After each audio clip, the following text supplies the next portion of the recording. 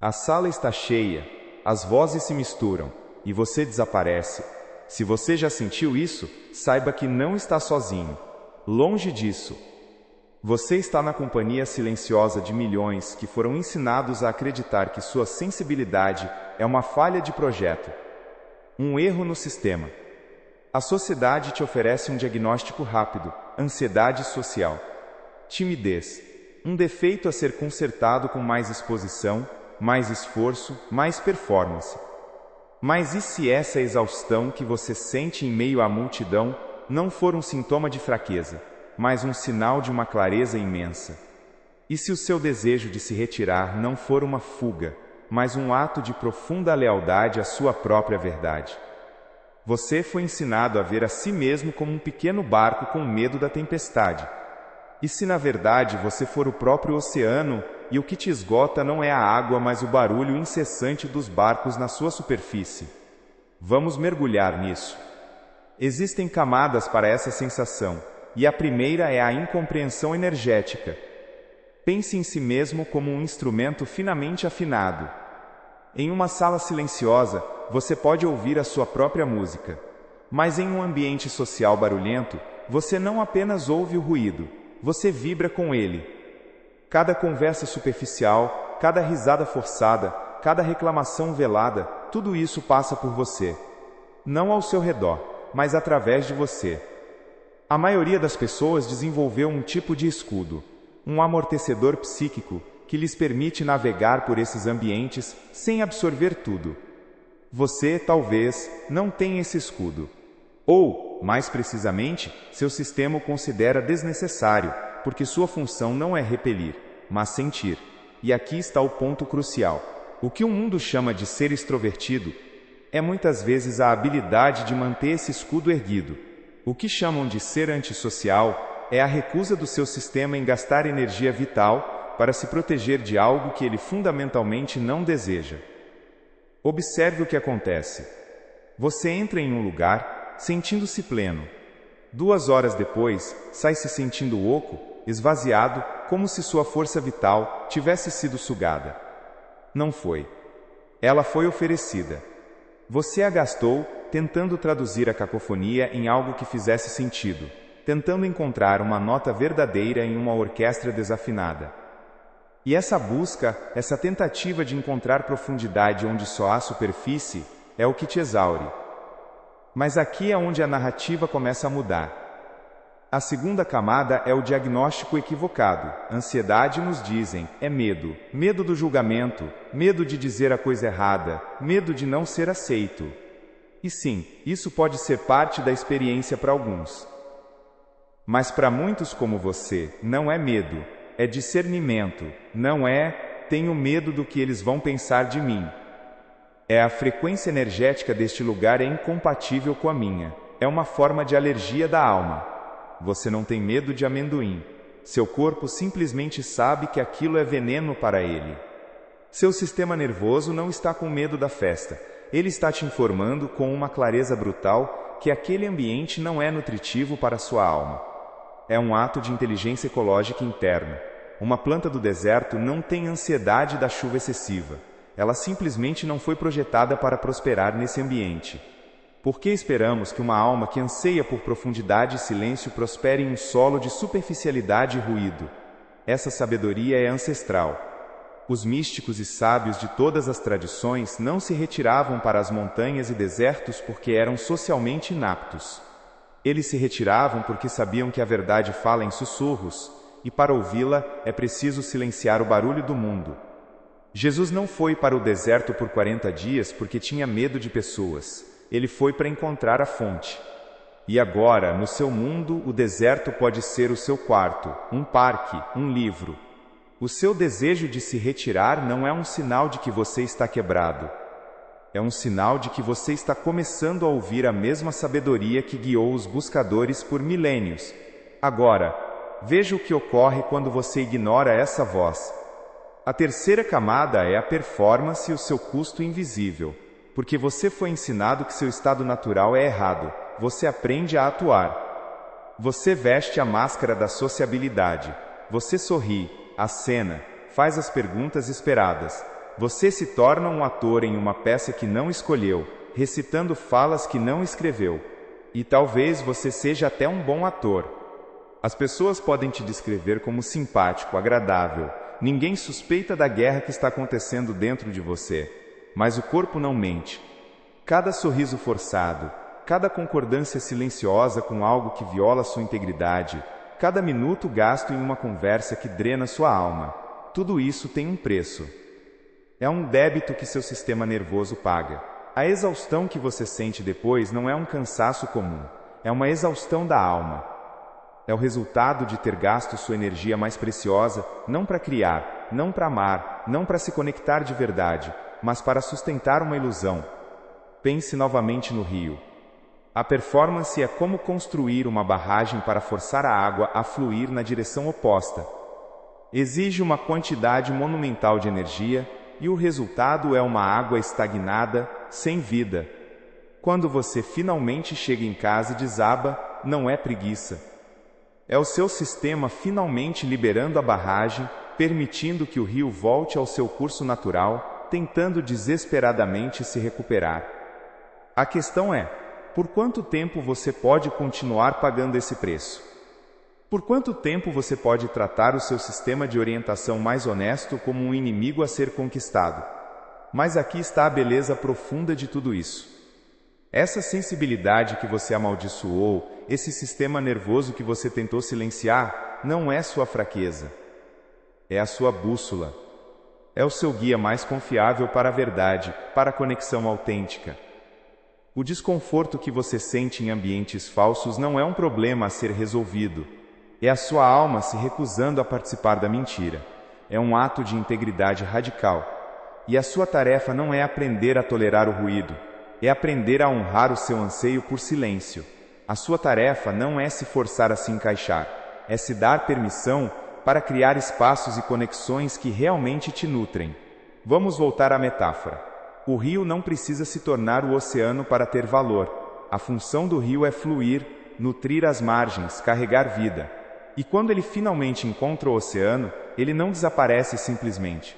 Ele cria um delta, um lugar de uma riqueza ecológica imensa, onde a água doce e a salgada se encontram, criando um ecossistema inteiramente novo. Seu isolamento seletivo não é sobre construir muros para manter o mundo fora, é sobre cultivar seu próprio delta. É sobre se tornar tão pleno em sua própria correnteza que, quando você decide se encontrar com o oceano dos outros, você o faz não por necessidade ou obrigação, mas como uma oferta. Você traz a riqueza do seu rio para o encontro, em vez de se perder na vastidão salgada. Dê a si mesmo permissão para ser o rio. Pare de se desculpar por sua profundidade. Pare de tentar ser um riacho raso e barulhento quando você é, por natureza, profundo e silencioso. Pergunte a si mesmo, em cada situação, isto me nutre ou me drena? E confie na primeira resposta que seu corpo te der. A verdade não está na análise mental, está na sensação visceral.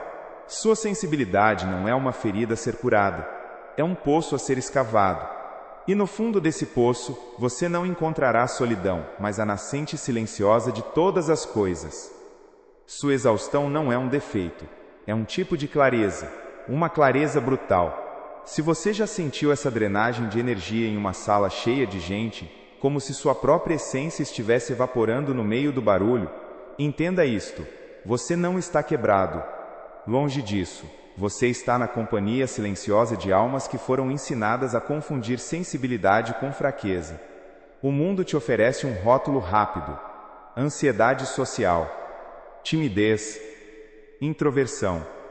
Algo a ser superado, consertado, medicado. Eles te dizem para se esforçar mais, para sair da sua concha, para performar. Mas e se essa exaustão não for um sintoma de falha? E se o seu desejo profundo de se retirar não for uma fuga, mas um ato de lealdade à sua própria verdade? A narrativa que te contaram é que você é um barco pequeno, com medo da tempestade das interações sociais. Agora considere isto. E se você não for o barco? E se você for o rio? Um rio de águas profundas e calmas, com uma correnteza própria, uma direção clara. E o que te esgota não é o medo do oceano, mas a violência de ser forçado a se chocar contra um mar de ruído. perdendo a si mesmo na vastidão salgada e superficial. O que você diagnosticou como um problema social pode ser, na verdade, uma forma de sabedoria ecológica interna. E se o desconforto que você sente for simplesmente o seu sistema mais honesto dizendo, com uma clareza inabalável, a verdade não está aqui? Vamos ao primeiro nível, a camada da energia, a mais invisível de todas. Se você já se sentiu drenado em um ambiente social, a primeira coisa que precisa entender é que o seu sistema nervoso não está reagindo às palavras que são ditas. Ele está reagindo às frequências que não são vistas. Pense em si mesmo como um instrumento finamente afinado, talvez um violoncelo antigo. Em uma sala silenciosa, você ressoa com a sua própria música, profunda e clara. Mas quando você entra em um ambiente social barulhento, você não apenas ouve o ruído, você vibra com ele. Cada conversa superficial, cada risada forçada, cada reclamação velada, cada ponta de inveja ou insegurança no ar, tudo isso passa através de você. Não ao seu redor, mas através de você. A maioria das pessoas desenvolveu uma espécie de escudo, um amortecedor psíquico, que lhes permite navegar por esses ambientes sem absorver tudo. Você, talvez, não tenha esse escudo. Ou, mais precisamente, seu sistema o considera desnecessário, porque sua função não é repelir, mas sentir. E aqui está o ponto crucial. O que o mundo chama de ser extrovertido é muitas vezes a habilidade de manter esse escudo erguido. O que chamam de ser antissocial é a recusa do seu sistema em gastar energia vital para se proteger de algo que ele fundamentalmente não deseja. Observe o que acontece. Você entra em um lugar, sentindo-se pleno. 2 horas depois, sai se sentindo oco, esvaziado, como se sua força vital tivesse sido sugada. Não foi, ela foi oferecida. Você a gastou tentando traduzir a cacofonia em algo que fizesse sentido, tentando encontrar uma nota verdadeira em uma orquestra desafinada.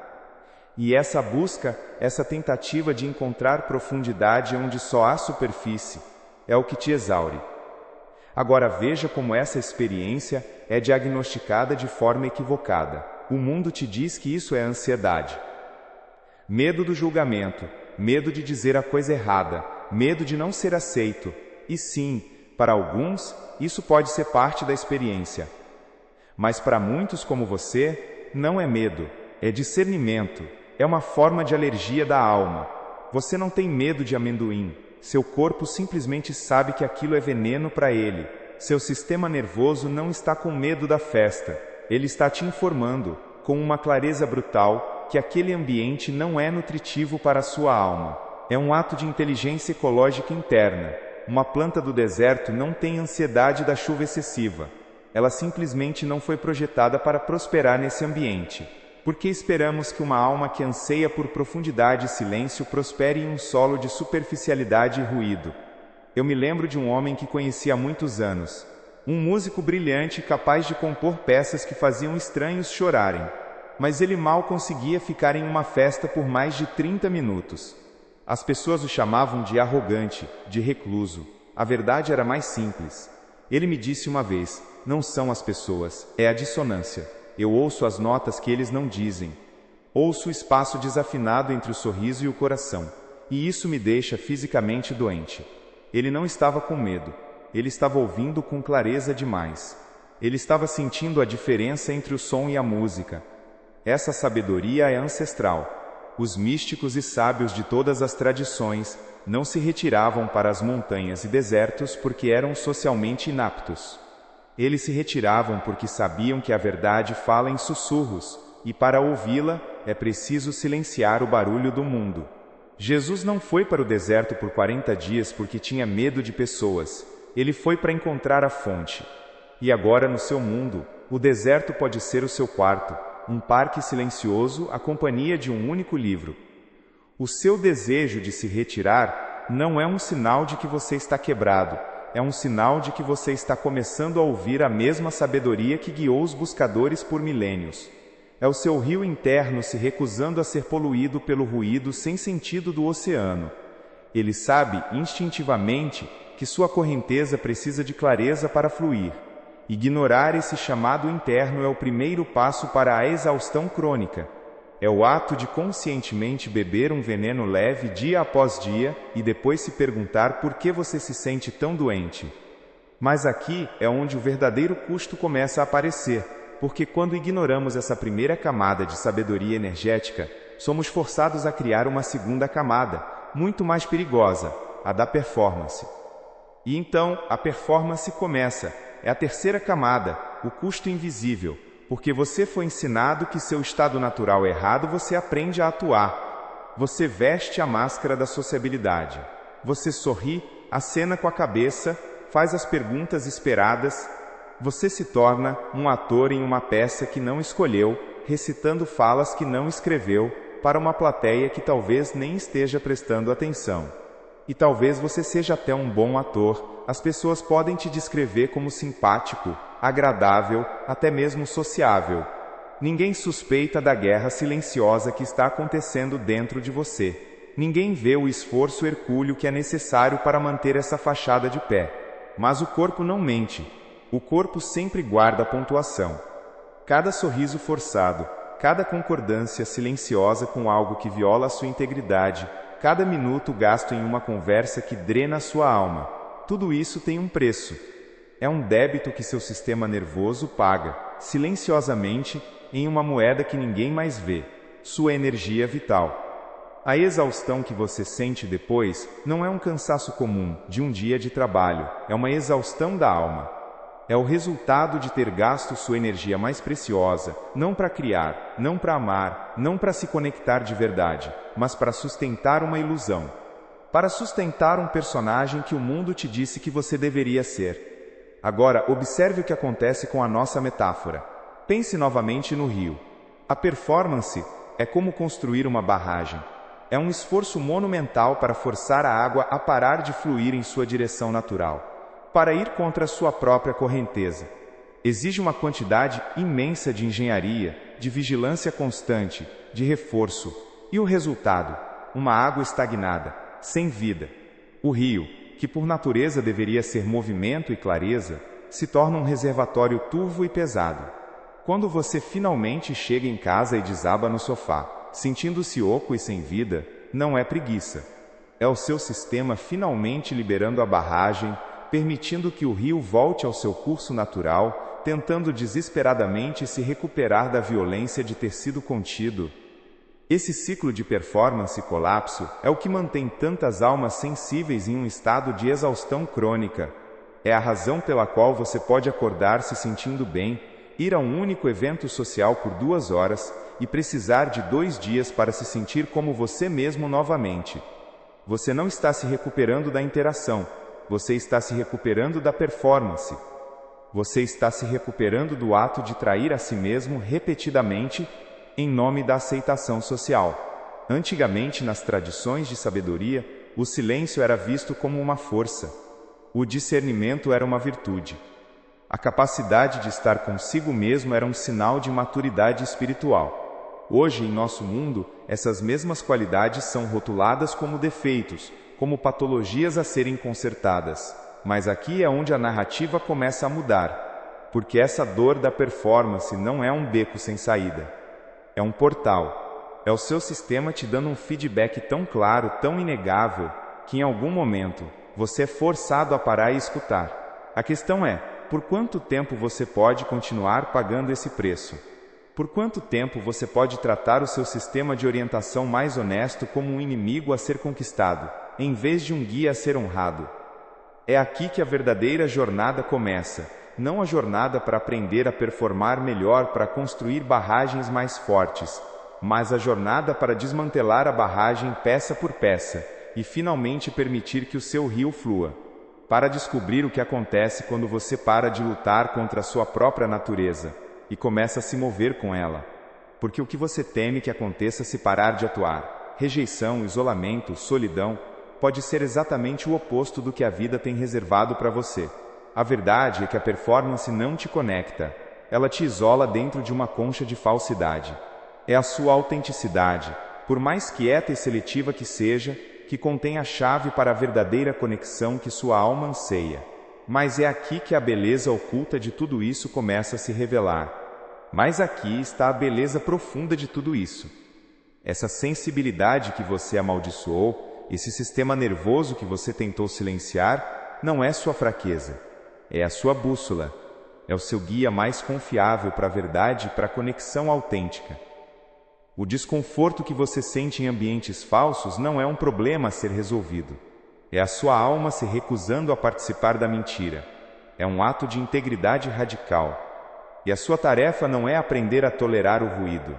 É aprender a honrar o seu anseio por silêncio. A sua tarefa não é se forçar a se encaixar. É se dar permissão para criar espaços e conexões que realmente te nutrem. Vamos voltar à metáfora. O rio não precisa se tornar o oceano para ter valor. A função do rio é fluir, nutrir as margens, carregar vida. E quando ele finalmente encontra o oceano, ele não desaparece simplesmente.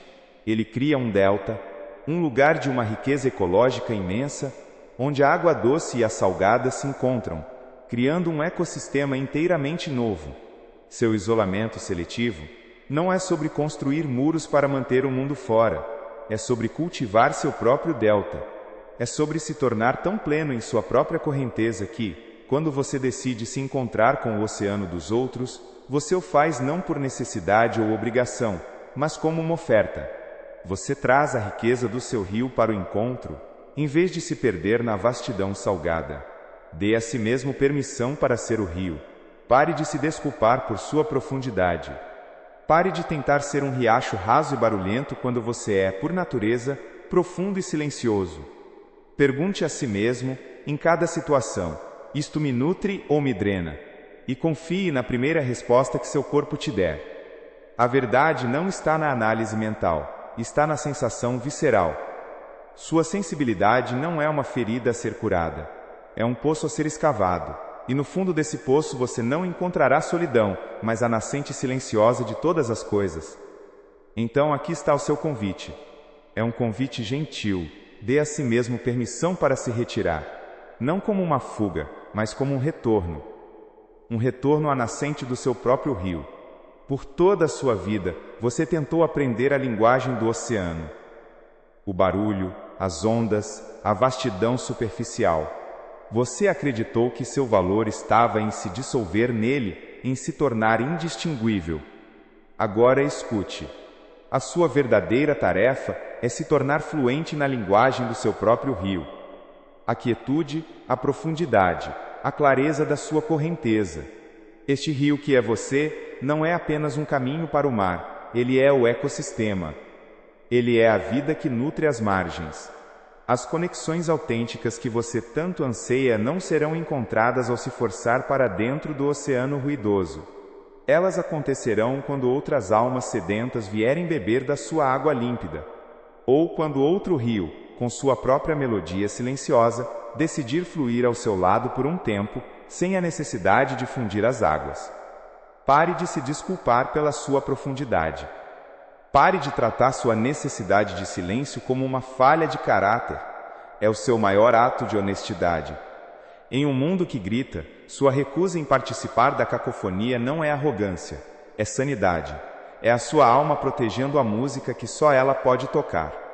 Sua sensibilidade não é uma ferida a ser curada, é um instrumento a ser afinado. E quando você finalmente honra o seu próprio som, você para de procurar por uma orquestra para se encaixar. Você se torna a própria música, pois um rio que conhece a sua própria nascente e honra a sua própria correnteza, não teme o oceano. Ele sabe que não está se perdendo, mas se oferecendo. E em suas águas profundas e silenciosas, ele não reflete apenas o céu acima, mas o universo inteiro que carrega dentro de si.